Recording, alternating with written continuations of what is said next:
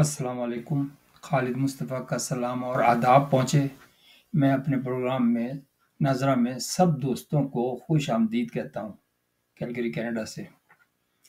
और आज का जो टॉपिक है ना, तो वो बड़ा मज़ेदार है, दिलचस्प है और आप शुरू से लेके आखिर तक मेरी दरख्वास्त है कि आप देखिएगा। तो इसके अंदर जो टॉपिक है आज के एजेंडे के अंदर, तो एक तो पहला तो है power of president to pardon, मतलब वो सदर की जो है ना कि आखिर के अंदर कोई भी माफ़ कर सकता है कोई सज़ा। और दूसरा स्मगलिंग का मुतालिक जो भुट्टी साहब ने कहा कि स्मगलिंग कोर्ट मार्शल होगा उसके मुतालिक है। और तीसरा टॉपिक इमरान खान के लॉयर्स क्या कर रहे हैं। बड़ा दिलचस्प है वैसे आज का। देखिए कहावतें हैं कुछ, खुदा गंजे को नाखून नहीं देता। जो कहावत है ना ये सीधी इमरान खान पे पूरी उतरती है। उनको इसलिए नहीं नाखून देते, उनके फिर वो समझे कि मेरे नाखून हैं और उन्होंने अपने सर खुजा लिया। अगर आप गौर से देखें, मैं इमरान खान के खिलाफ नहीं हूँ, लेकिन सारे प्रॉब्लम उनके अपने पैदा करते हैं। एक भी ऐसा नहीं है जिससे वो खुद बचे हों, बल्कि खुद उन्होंने क्रिएट किए हैं प्रॉब्लम्स। अफ़सोस की बात तो ये है। तो अब भुगते हैं। अच्छा, अब पावर्स ऑफ जो प्रेज़िडेंट है ना, वो बिल्कुल सही है कि वो माफ़ कर सकते हैं, लेकिन लोगों का हाफ़ज़ा इतना मज़बूत नहीं है कि याद रख सकें। वो एक साहब कह रहे थे प्रोग्राम के अंदर, मैं देखा कि ये नवाज़ शरीफ को भी माफ़ किया था, क्या किया था। लेकिन लोग भूल गए कि सबसे पहले जो माफ़ी हुई थी ज़रदारी साहब ने की थी। और वो जो थे ना, वो मुझे याद नहीं आ रहा, वज़ीर दाखिला थे जो लंदन से आए थे, फिर वहीं उनका इंतकाल हो गया। उनको माफ़ किया था किसी क्राइम में, मतलब फाइनेंशियल क्राइम के अंदर। दूसरा दूसरा जो था बहुत इम्पोर्टेंट था। एक 15 साल का लड़का लंदन से आया था। ज़ाहिर है कि जो हम लोगों के बच्चे जो इमिग्रेंट्स हैं, जो नए गए हैं बाहर, तो उनके बच्चे छोटे होते हैं जब वो जाते हैं, तो उनको बड़ा शौक होता है कि यार हम दादा से मिलें, दादी से मिलें, अपनी फूफुओं से मिलें और इनसे मिलें, खालाओं से मिलें। तो उसी जोश में आ जाते हैं। वो समझते हैं कि पाकिस्तान तो पैराडाइज़ है, वही सेफ्टी पहले वाली। बट माँ-बाप भेज देते हैं। उस बच्चे को 15 साल का बच्चा था और ज़ाहिर है पला-बड़ा अच्छे माहौल के अंदर था, खूबसूरत भी होगा। जो एयरपोर्ट पे टैक्सी मिली उसको, ये पिंडी का वाक़या है। जो एयरपोर्ट से टैक्सी मिली, वो भाई जो थे, हज़रत जो थे ना, उन्होंने उस लड़के पे अटेम्प्ट करने की कोशिश की बुरे नियत से। नौजवान लड़का था, उसने रेज़िस्ट किया। अब देखें, चाकू से उसको फिर लड़के के पास चाकू आ गया। अब चाकू वो तो नहीं लेके आया होगा लड़का। देखिए लड़का जब बाहर से आते हैं ना चाकू होता है ना वो होती है, क्योंकि सिक्योरिटी की तो चेकिंग होती है ना। यानी ये तो बिल्कुल 100% है। हाँ, टैक्सी ड्राइवर रख सकता है, वो इसलिए रख सकता है कि उसको मुसाफिर हो सकता है किसी किस्म के मिल जाएँ, तो वो अपनी सेफ्टी के लिए, अगर उसके पास पैसा है तो वो रख कट लेगा, पिस्तौल ले लेगा, अगर नहीं हुआ तो चाकू रख लेगा। बहरहाल कुछ ना कुछ वो करते हैं। तो मुझे तो बज़ाहिर वही लगता है कि उसका ही था आदमी, अ, चा कसूर उस आदमी का था। वो लड़का बेगुनाह फँस गया जेल के अंदर, 15 सा 14 साल शायद मेरा ख़्याल है, वो उस जेल के अंदर जो था ना वो मुसीबतें झेलता रहा। कई दफ़ा उसके वारंट वो भी हुए, आखिरी डेथ वारंट होते हैं, वो भी इश्यू हुए। लेकिन अल्लाह का करना ऐसा हुआ कि बचा हो गया। अच्छा, इस दौरान उसका जो बड़ा भाई था ना, लंदन में था ना, वो बेचारा बहुत कोशिश करता रहा। उसको मैंने देखे प्रोग्राम में, एकदम रोता रहा बेचारा, लेकिन चार्ल्स से वो कोशिश करता रहा। यहाँ तक कि जो प्रोग्राम्स में आते थे ना, डियाना का जो शौहर था, तो वो उस सोफ़े का नाम ही उन्होंने रख दिया था कि चार्ल्स सोफ़ा। वो पीछे पड़ा रहा। तो वो कहता है कि एक दफ़ा मुझे यकीन हो गया कि अब नहीं बचेगा मेरा भाई। लेकिन खुदा का करना ऐसा हुआ कि जब मुशर्रफ साहब के हाथ में पहुँचा वो मुकदमा, मुशर्रफ साहब को आप कितना भी गंदा कहें, लेकिन उसके अंदर इंसानियत थी। अल्लाह उसको हो सकता है इसी के सदक़े उसको माफ़ कर दिया हो। उसने जब वो पहुँचा केस, क्योंकि लंदन की जो यूके की जो गवर्नमेंट थी, वो भी मुसलसल इनके साथ राब्ते में थी।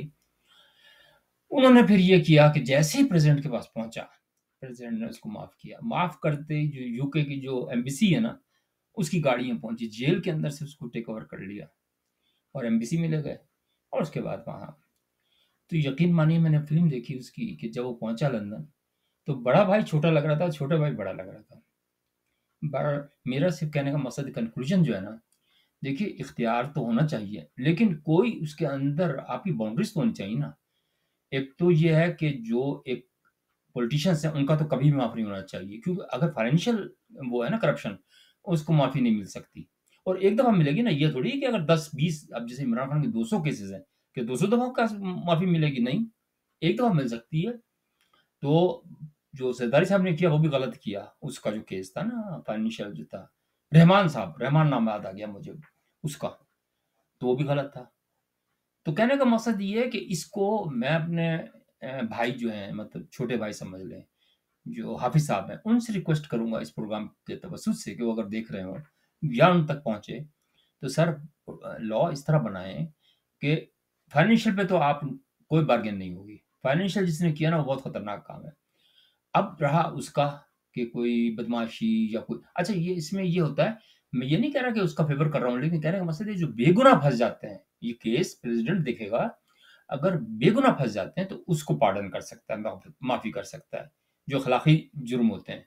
एक दफा, हर दफा नहीं कर सकता कि 200 दफा अगर वो हो गया तो फिर वो 200 दफा माफ कर देगा। तो मेरा ख्याल है आप लोगों की समझ में, लोगों की भी समझ में आ गई होगी बात कि इस तरह होता है ये, जिसका गलत फायदा उठाते हैं लोग।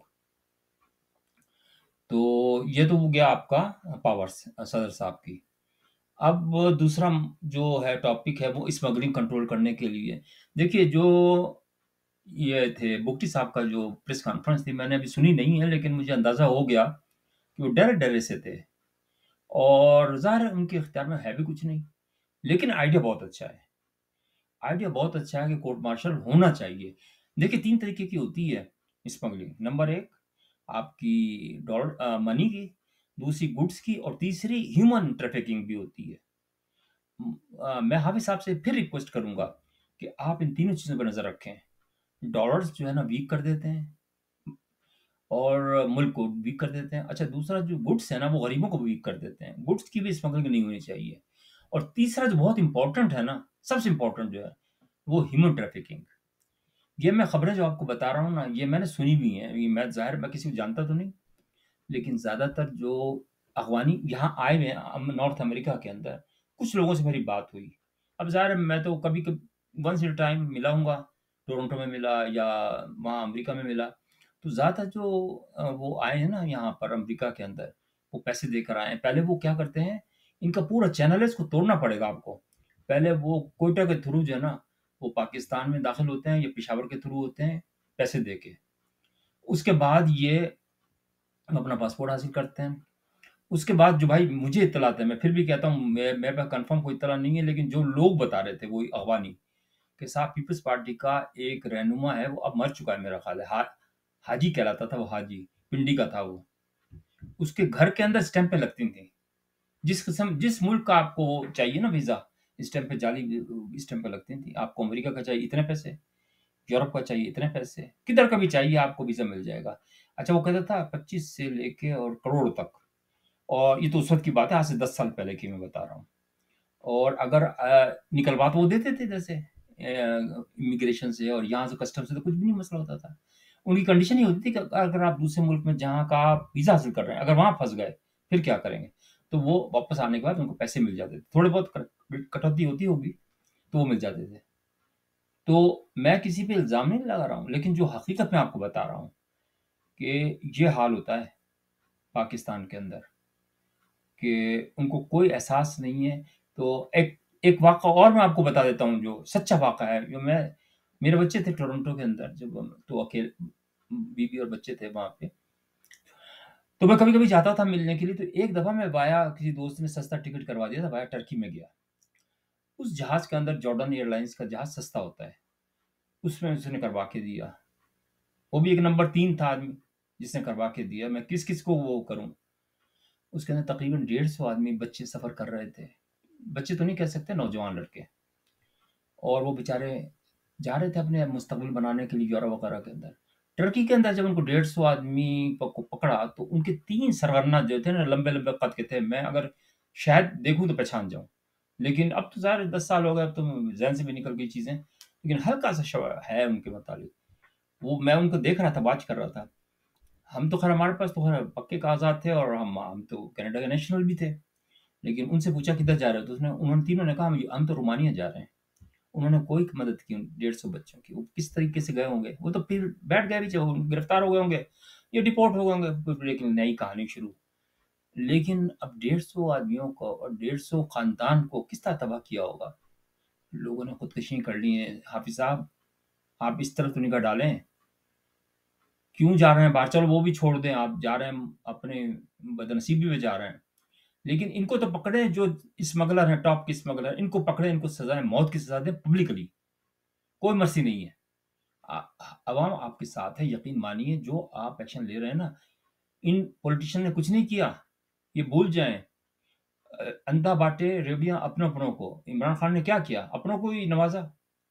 तो आप इससे घबराएं मत कि इमरान खान की बहुत पब्लिसिटी हो गई। मैं आपसे रिक्वेस्ट करता हूं कि आप खास तौर से जो मीडिया है ना, उसको जरा कंट्रोल करें, एफआईए को जरा टाइट करें, कि खामखा के अंदर उसको ऐसा बना के रखा है जैसे नबी, नाउजुबिल्ला, नबी से भी ज्यादा खुदा बना दिया उसको। इमरान खान वो साला वो करता था मेजरमेंट औरतों की, जो हुस्न की जो होती है ना, मलका हुस्न जो कहलाती हैं, उसके अंदर जो लड़कियां हिस्सा लेती हैं ना इंटरनेशनली, उनकी पैमाइश ये लेता था। ब्रेस्ट इतने हैं तो हिप्स इतने हैं। आप अंदाजा तो करें, ये इस्लाम का नाम रोशन करेगा। आप इसको सख्त सख्त, मैं ये नहीं कहता बेगुनाह, अगर हो तो छोड़ दें उसको, जिस केस में भी हो, लेकिन मैं आपको बता रहा हूं कि ये जो तो पूत के पाँव पालने में नजर आ जाते हैं, ये भी एक कहावत है कि बच्चा जब छोटा होता है ना, आप लोगों ने सिलेक्ट तो किया ऐसे गंदे आदमी को कि भाई, लेकिन ये आपने तो सिर्फ किया इसलिए कि भाई चलो वो दूसरे लोग सर उठा रहे थे, ठीक किया आपने कि चलो उसको नए को देख लेते हैं, ये उससे भी बड़ा स्मगलर है।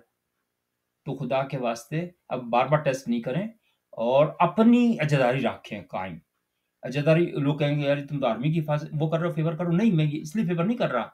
आप उनको जिम्मेदारी दे दें आर्मी को, कि भाई जिस तरह आप मिनिस्टर बनाते हैं ना, कि फाइनेंस के मिनिस्टर, आप मॉनिटरिंग एंड कंट्रोल का एक नया पोर्टफोलियो बनाएं, और उसके अंदर तमाम चीजों को, क्यों डरते हैं ये लोग जो है ना, इससे डरते हैं आर्मी से। मैं इसलिए कह रहा हूँ कि आर्मी, आप डरे मत, आर्मी आपकी भाई है, दोस्त है, उनसे काम लें, आप अच्छा काम लें। उनसे तमाम जो स्मगलर्स को रोकें, रुकवाएं, उनको स्मगलर्स को हैंग करवाएं, और उससे देखे डर के मारे अब कम से कम डॉलर कंट्रोल में तो आ गया ना, अल्लाह का शुक्र है। ऐसे ही बच्चे को जो उठाते हैं, अगवा करते हैं, उनको भी सख्त सजा, सब, नो मर्सी। और ये इमरान खान के जो चमचे हैं ना, जितने कड़के बच्चे जो है ये लगे हुए हैं, गलत औरतें जो है ना गलत बातों में लगी हुई हैं, इनको सख्त सजा दें आप, बिल्कुल नो मर्सी। लेकिन ये है कि आप बस थोड़ा हाथ हल्का ही रखें। वैसे वैसे मैं उठल कह रहा हूँ, ज़्यादा लोग नहीं पसंद करते। अच्छा, इमरान खान के मुतालिक मैं कहता हूँ कि जो उनके लॉयर्स है ना, मैंने पहले बता दिया कि लॉयर्स इनके, अब वो जो एक तो बदमाश जो गुंडा है, जो मरवत है, वो तो गुंडा है, उसका लाइसेंस क्यों नहीं मनसूख हुआ अब तक? उसका जो लाइसेंस है ना एज ए लॉयर, वो मनसूख हो जाना चाहिए। मैं जनाब अपने काजी साहब से रिक्वेस्ट करूंगा, वो भी कोयटा के, हम भी कोयटा में रहे हैं, बड़ा अच्छा माहौल था कोयटा का। तो इसको पहले, सबसे पहले लाइसेंस इसका, अब हम इतनी दूर है, हम नहीं कर सकते फाइल कोई चीज़, लेकिन आम आदमी भी कर सकता है कि इसका जो वो है ना, वो मनसूख कर दिया जाए लाइसेंस। ऐसे आदमी जो बदमाशी करते हैं यार पब्लिकली, पब्लिक पे क्या असर पड़ा होगा? और जावेद चौधरी तो आपको पता ही एजेंट है बहुत बड़ा। भाई फेवर क्यों करते हो तुम? कहो कि गलत हुआ है ये काम, जो भी जिसने भी किया गलत किया है। तो इस तरीके से तो मुल्कों में नहीं होता कि आप आपने उनका यार एथिकल वैल्यूज भी होती हैं कुछ कौमों की, ये क्या तरीका है तुम्हारा? उन्होंने, अब मैंने बता दिया था कि चाहे शाहीन साहब हो या फलाना हो, ये सब लूटने के चक्कर में है। अब वो जो वकील हैं, को मुझे याद आ गया, सरदार साहब, खोसा साहब, बड़ा मुंह खोल खोल के करते हैं बात, बड़े मुखलिस नजर आते हैं। वो कहते हैं कि वकील तो हर मुकदमा ले सकता है। मैंने उसका जरदारी का भी लिया, मैंने नवाज शरीफ का भी लिया, और इसका मुकदमा भी लिया, मैं तो जिसका, बिल्कुल ठीक है, मैं मानता हूँ, लेकिन अखलाकियात को भी तो देखना चाहिए। आपने उसकी जरदारी की मशूका का लिया था ना केस, जिसमें कितने करोड़ मिले थे आपको? आपने कुछ लाख गरीबों को बांटे उसमें। आपने जो लड़की जो हेरोइन लेके जा रही थी उसको छुड़वाया, कितने पैसे लगे थे आपके? जरा बता दें पब्लिकली। ऐसी बातें नहीं करें, आपको भी अल्लाह को जवाब जवाब देना है। ये तो चूंकि जो, सॉरी, मैं अपना अल्फाज वापस लेता हूँ। ये जो है ना, इमरान खान साहब तो मासूम आदमी है, अपने इनके पैसे लूट लिए जाएंगे, वकील के चक्कर में इनको रिहाई भी नहीं मिलेगी। इनके ऊपर इतने केसेस हैं। जिस तरह मैं एक दफ़ा लाहौर में था, तो माल रोड पर एक मैंने बैनर देखा, तो उसमें लिखा हुआ था कि आंखों की चेकिंग फ्री होती है। मैंने बड़ा मुतासिर हुआ कि यार पाकिस्तान में भी ऐसे लोग हैं। तो एक भाई ने मुझे बताया कि यार फ्री तो होती है, लेकिन उसके बहाने ये एक ऐसा ड्रॉप डाल देते हैं जिससे आंखें ज़ाया हो जाती हैं, और फिर नई बीमारियां पैदा हो जाती हैं। तो वकील पाकिस्तान के इस किस्म के हैं। मैं 100% किसी चीज़ को भी नहीं कहूँगा, 100% तो कोई चीज़ नहीं होती। अल्लाह वाले भी हैं, आप ढूँढें अल्लाह वालों को और मिल गए आपको। 2 जो है ना हाफ़िज़ साहब और काज़ी साहब, अल्लाह ने चाहा तो चिराग से चिराग जलता है, रोशनी फैलेगी, आप देखते तो जाएँ। सर आप दोनों को मैं कहता हूँ कि आपको फ्री है, तैयार है सारा। आप सही तरीके से काम करेंगे, लोग आपको चूमेंगे, यकीन मानिए। लोग चाहते हैं कि सख्ती हो। ये जो गुंडा नासिर को तो रोके ना। तो मेरा ख़्याल है कि आज के लिए प्रोग्राम इतना ही है। अगर आपको पसंद आए तो यकीनन आप लाइक कीजिएगा और उम्मीद है कि पसंद भी आएगा इंशाअल्लाह ताला। फिर मिलेंगे।